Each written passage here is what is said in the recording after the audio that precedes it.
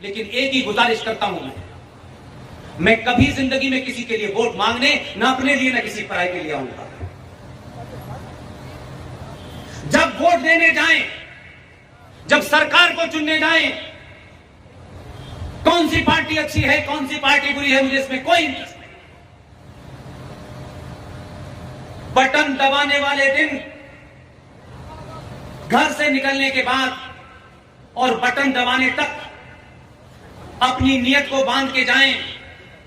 आसपास क्या हो रहा है उसको कुछ न देखें, सिर्फ ये देखें कि मैं सनातनी हूं, मैं सड़क बनाने के लिए 2 रुपए किलो चावल और 1 महीने का बिजली का बिल माफ करने के लिए वोट देने नहीं जा रहा, मैं राष्ट्र बनाने के लिए वोट देने जा रहा।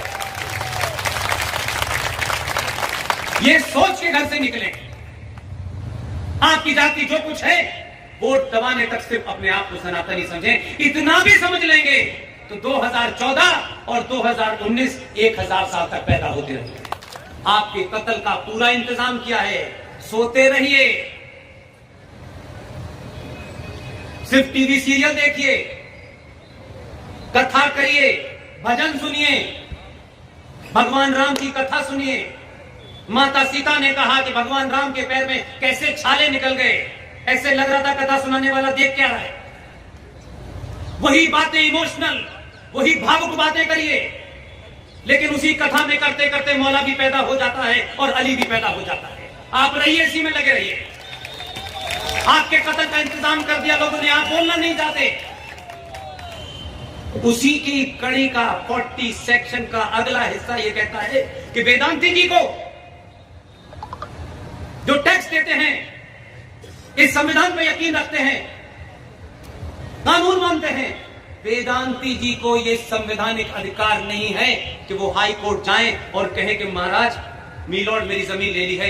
हाई कोर्ट वो एप्लीकेशन एंटरटेन नहीं कर सकता। आपको अपनी जमीन की फरियाद करने के लिए वक्फ ट्राइब्यूनल बोर्ड में जाना है।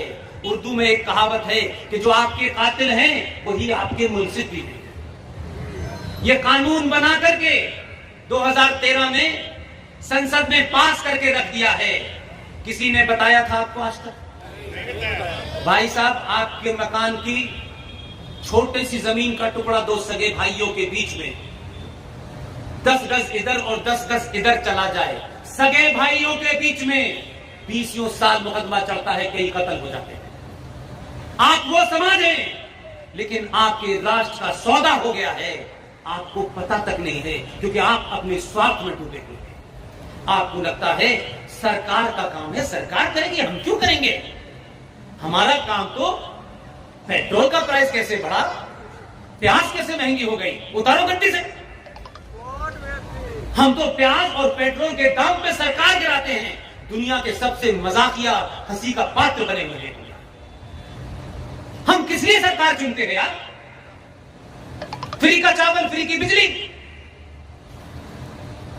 जब स्वार्थ में डूब जाते हैं, कायर और कमजोर और लालची समाज हो जाता है, तो सत्ताएं आपके कफन दफन का इंतजाम कर देती हैं और चली जाती हैं। बाद में जब आपको पता चलता है तो आप कहते हैं ऐसा कैसे हो गया? ऐसा इसलिए हो गया कि आप अपने निजी स्वार्थों में फंसे हुए हैं। और जो ताकतें 24 घंटे 24/7 अपने हितों को अपने स्वार्थों से ऊपर रखते हैं, अपने फेथ को अपने स्वार्थों से ऊपर रखते हैं, सरकारें उनकी बात चुपचाप से मान करके आपके कत्ल का इंतजाम करके चली जाती हैं। और आपको घमंड है कि हम 100 करोड़ हैं।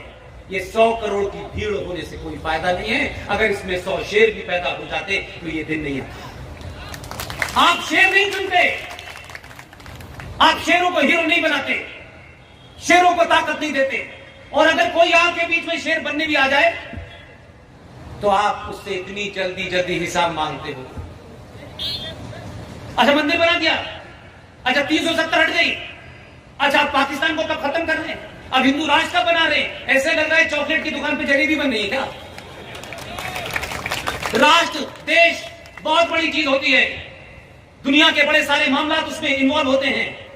आपको, क्योंकि आप अंतरराष्ट्रीय मीडिया नहीं पढ़ते, इसलिए आपको पता ही नहीं है। 370 भारत में हटा था, आपको अपना निजी मामला लगता था, इसलिए आपको लगा 370 हट गया, ये तो हमारा संविधान है। 370 पर ग्रेट ब्रिटेन में होने वाला चुनाव लड़ा गया, यह आपको नहीं पता। वहां लेबर पार्टी है, एक कंजर्वेटिव पार्टी। लेबर पार्टी के ऊपर भारत के मुसलमानों ने, पाकिस्तान के, बांग्लादेश के, सूडान के, इथोपिया के, दुनिया भर के सारे मुसलमानों ने, और आपको मेरी बात सच न लगे और आप मुझे झूठा साबित करने पे अगर खुश होते हो तो मैं यह आपको खुशी का मौका नहीं दूंगा।